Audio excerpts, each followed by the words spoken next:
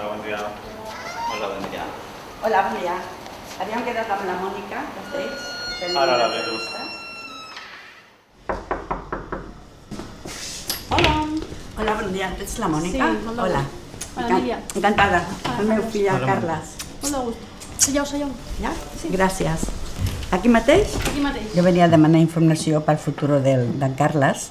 Quan ja es quedi sense família allegada, aviam què hi ha, què puc Això et fer. preocupa què passarà amb el Carles, Amb el Carles. o la vida del Carles, com voldrà que sigui ell després, no? Com així, com ell voldrà que sigui. En el moment que faltin els pares, val, que és el moment que tu m'estàs demanant, sí que hi ha d'haver-hi, com que el Carles té la modificació, hi haurà d'haver una persona que l'acompanyi sempre, li doni suport en aquelles àrees que ell necessita. Val? I el jutge vigilarà que aquella persona fa la feina ben feta. Es fa normalment en un testament. Val? En un testament, les pares posen per escrit qui volen que acompanyi el Carles la resta de la vida que li quedi i li doni suport en aquelles àrees. Sempre és millor una persona física, si hi ha un germà, si hi ha un tiet, si hi ha un avi, si hi ha inclús un amic, Val? I en el cas que no hi hagi una persona, Carles, normalment són les entitats jurídiques, perquè sempre hi ha d'haver algú que doni aquest suport, perquè hi ha una sentència que així ho diu. A tu t'agradaria?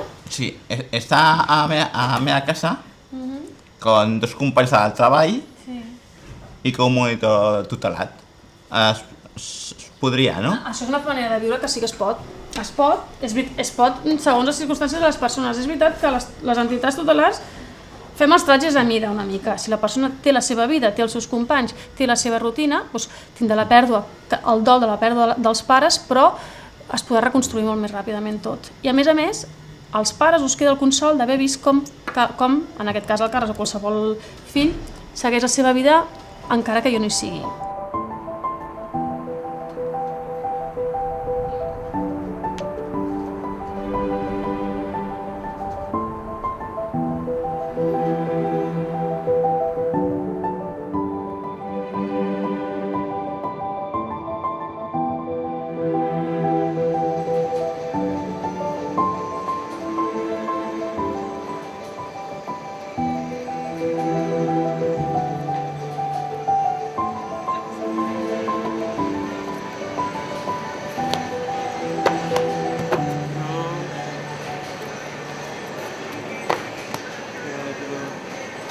Em dic Miquel, tinc 56 anys, avui és l'últim dia de feina perquè avui em jubilo. Perquè sempre he treballat i m'ha agradat treballar. Al TEP m'ha agradat sempre treballar aquí. Perquè he procurat fer-ho el millor possible, el més bé.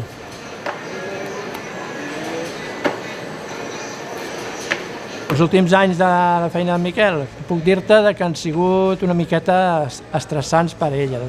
Per què? Perquè ja comença a tindre ja la seva edat i aleshores li costa més fer les coses amb la rapidesa que ho feia abans.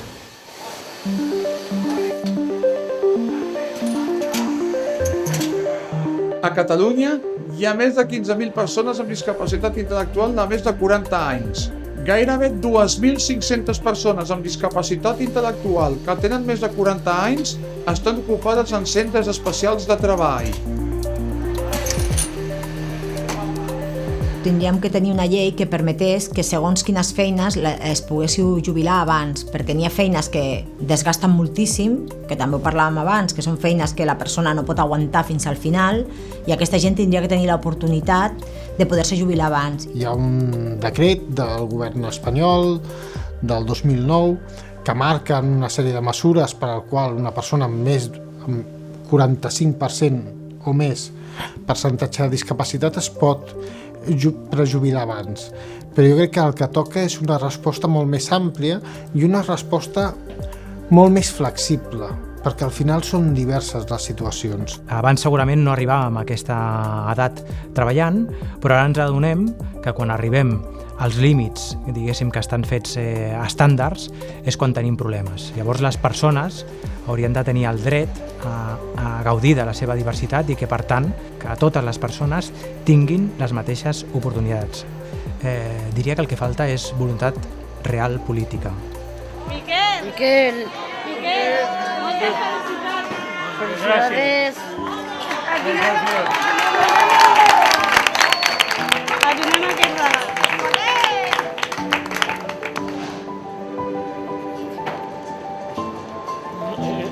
M'agrada molt, està molt bé. Sí, sí.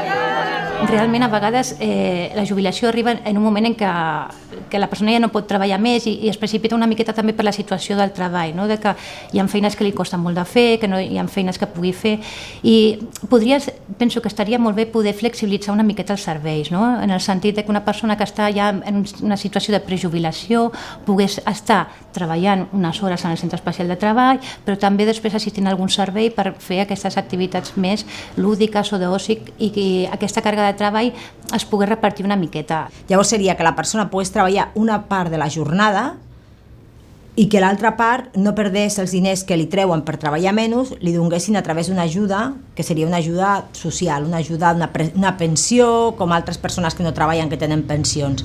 Això ho fan a la Comunitat Autònoma de Balears i estan molt contents. Hem de pensar serveis diürns que permetin des d'una perspectiva comunitària mantenir el treball d'inclusió que representa el centre especial de treball o la incorporació a l'empresa ordinària. Per la nostra experiència, en la nostra entitat, l'any passat es van jubilar 6 persones, de les quals 5 van passar a un servei assistencial i estan assistint diàriament, realitzant activitats, o sigui que majoritàriament ells volen fer coses i els agrada fer coses i estar actius. 37, 37.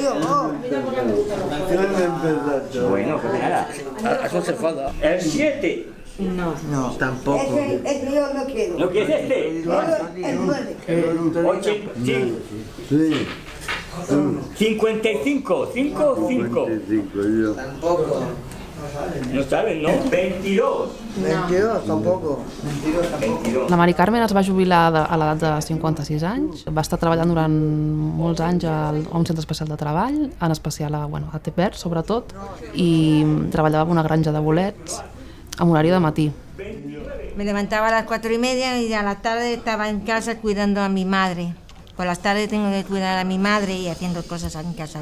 Com que complia els requisits, ho va parlar amb el seu centre especial de treball i li van proposar que jubilés. I en aquell moment van ser quan li van proposar accedir a un altre tipus de servei, no? En aquest cas el SOI. 58. Les persones amb discapacitat que no poden treballar, que tenen dificultats per entrar al mercat laboral o que s'estan formant per intentar trobar feina, poden accedir a un servei de teràpia ocupacional, conegut com STO. A Catalunya hi ha més de 7.000 usuaris d'aquest servei, dels quals un 62% tenen més de 40 anys. També tenen opció a una plaça del Servei Ocupacional d'Inserció, conegut com a SOI. Crida l'atenció que, malgrat que es tracta d'un servei d'integració laboral, un 42% dels usuaris tenen més de 40 anys i en molts casos es tracta de persones que s'han jubilat. És un servei pensat sobretot per persones joves, diguéssim, que han acabat la seva etapa educativa i volen accedir al món del treball. Què ens trobem actualment? I és que en aquest SOI hem hagut de donar cabuda a altres perfils, com per exemple el de la Mari Carmen, amb què són persones que han deixat de treballar però no volen quedar-se a casa, volen continuar fent coses. Algo estable, esto de los donadores, piscina también hacemos. ¿Qué más? De esto de karate, ¿cómo se llama? Tai Chi. Tai Chi.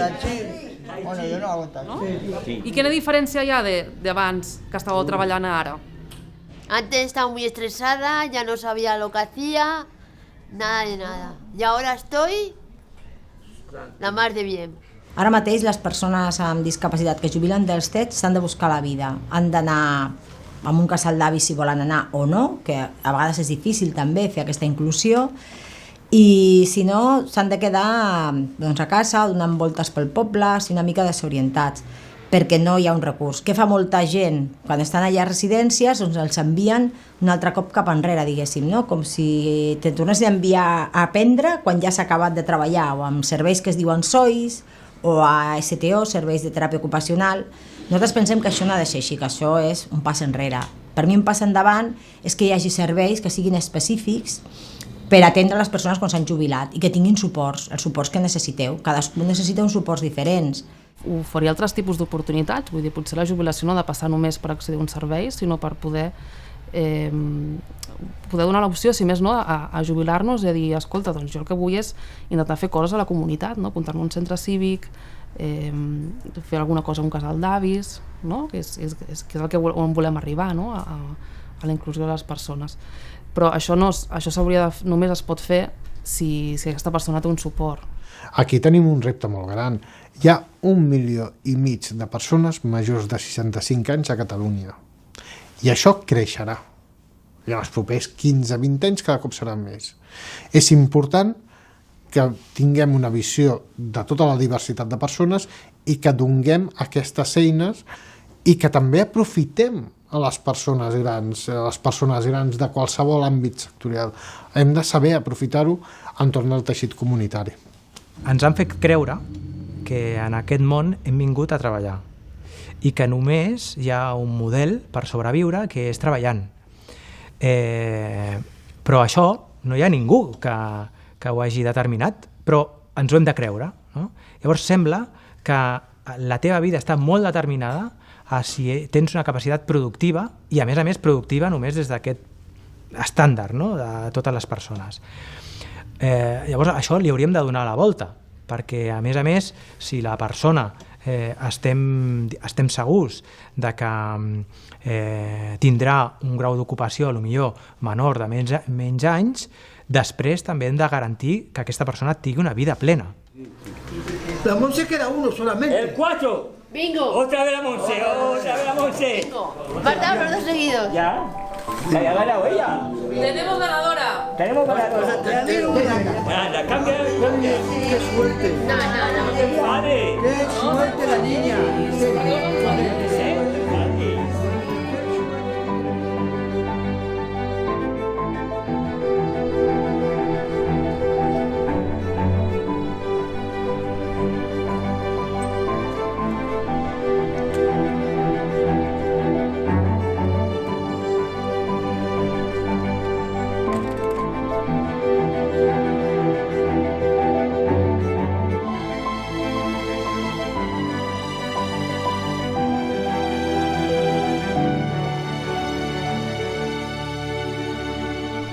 Qui són tots aquests? A veure si em dius els noms.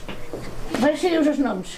O ja ho sé que ets tu. El Josep és el meu germà, té 74 anys i va treballar de forner en un forn fins que va viure la meva mare.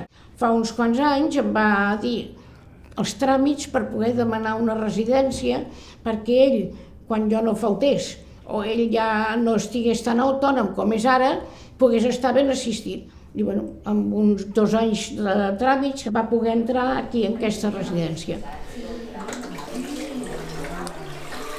Al primer moment, quan jo li vaig dir, es va afectar, però després, com que ell, dins de les seves limitacions, entén bastant bé les coses, em va dir, bueno, millor perquè quan tu faltis, què? Això va ser el que em va contestar.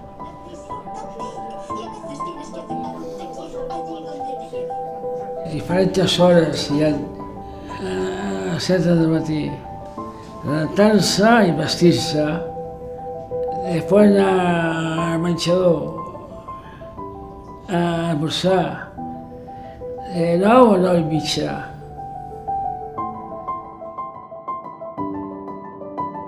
Toca repensar. La gent cada cop vol tenir més capacitat d'autonomia. No vol una institucionalització que li limiti a quina hora vull anar a sopar. No? Aquesta cosa tan tonta com dir m'obliguen a sopar a tal hora.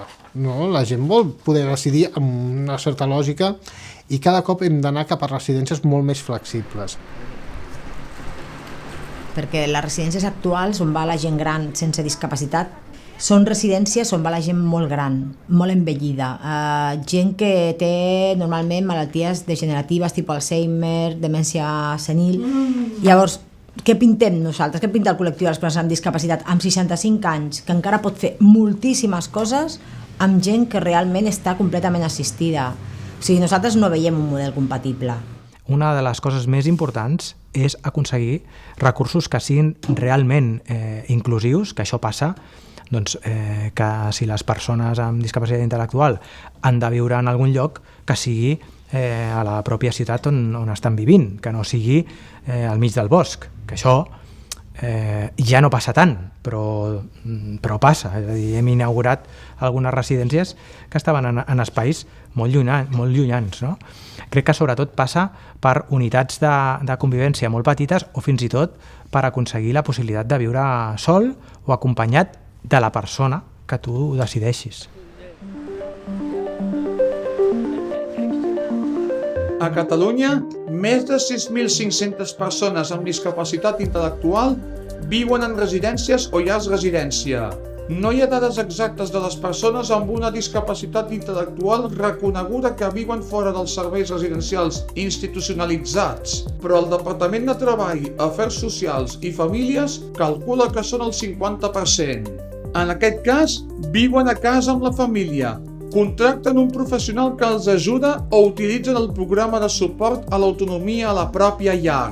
Un total de 1.790 persones són usuàries d'aquest servei. No el poden utilitzar les persones de més de 65 anys o les que tenen majors necessitats de suport.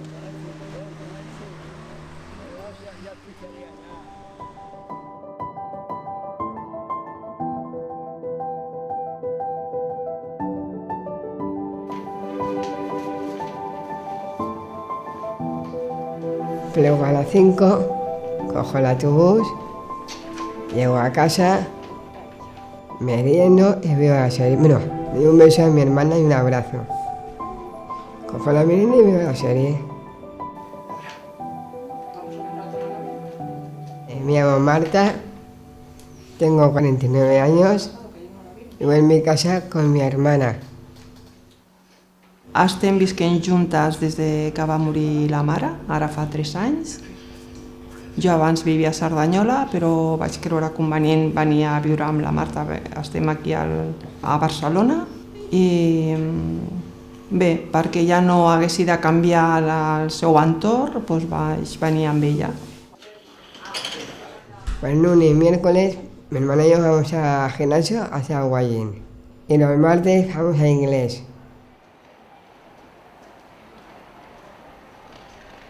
Ok, perfect. So, vamos a empezar como siempre, doing some questions, haciendo preguntas.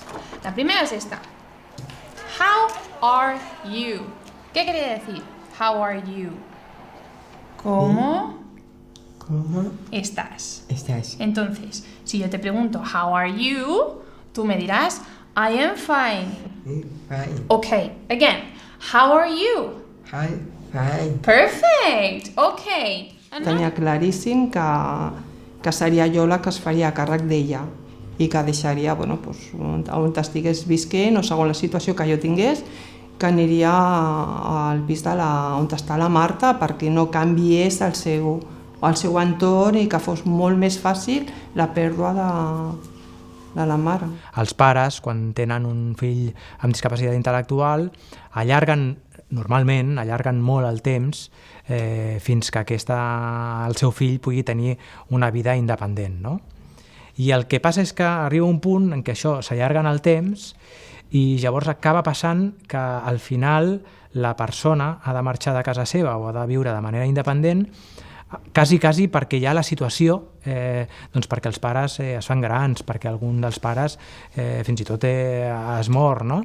Llavors aquesta situació és molt més complexa d'assumir. Sí que és veritat que la Marta sempre ha dit yo no quiero ir ni a los pisos, ni quiero ir a una residencia, no quiero estar en casa y quiero estar contigo, a mí, ¿no? ¿Por qué? Yo perdería todo. Mi casa, mi hermana, mis amigos del trabajo y no. Ok, so, para despedirnos we say bye bye o Goodbye. Perfect. Okay, let's go. Vámonos. Okay. All right. Bueno, la meva vida ha canviat bastant perquè jo vaig estar-hi durant uns mesos cuidant a la mare perquè estava malalta. Llavors, quan ella s'ha anat al cel, jo ja faig la meva vida.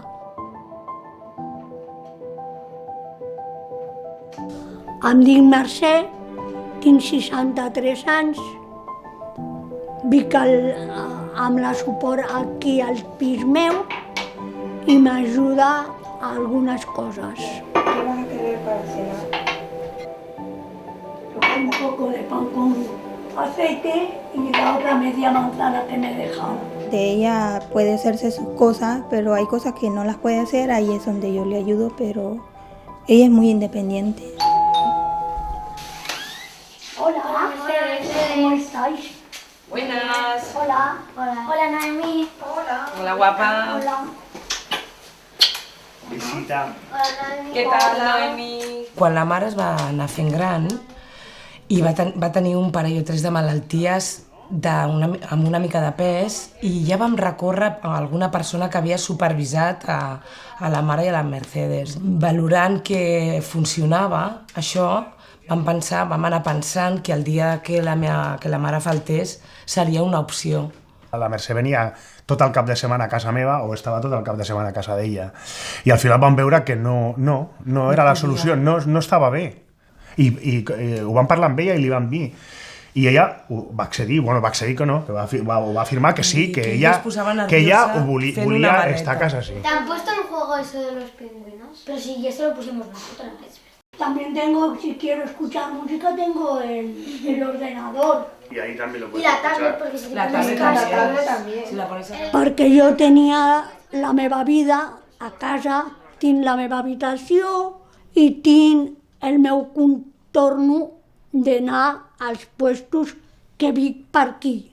La majoria de xavals com aquests, jo penso, que tenen pares que han pogut pagar uns pisos i que el que necessiten és pagar aquestes persones que estiguin amb ells.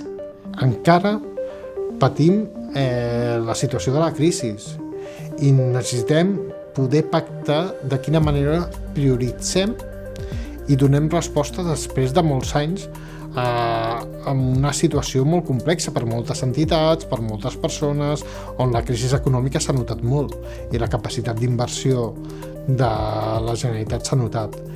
A partir d'aquí, jo crec que la millor manera de fer-ho és fer-ho de forma honesta, és compartir quines són les prioritats. Nosaltres demanem a l'administració que els recursos que tenim ara, les llars residències, els pisos d'autonomia a la pròpia llar, tots aquests recursos no tinguin tope d'edat, que siguin fins que la persona vulgui viure. I si té 65, doncs té 65. I si té 70, doncs té 70.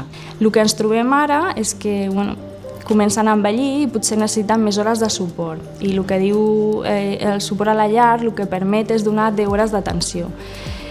Què passa? Que aquestes persones necessiten més hores i la Generalitat això no ho recull.